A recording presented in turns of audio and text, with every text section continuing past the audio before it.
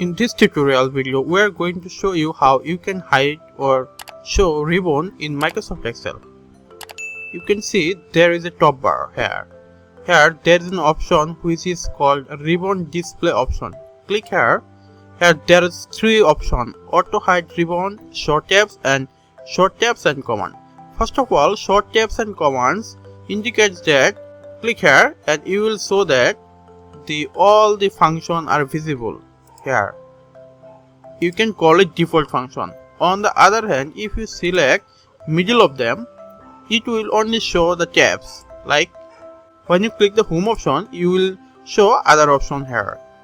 On the other hand, if you click the insert, you will show other function here.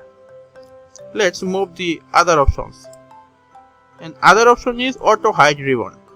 Here you can see full version of your Excel, but there is no top bar. When you want to work with the top bar, just go there and click. Here your top bar has been appeared. This is how you can hide or show ribbon in Microsoft Excel. Thank you for watching the video.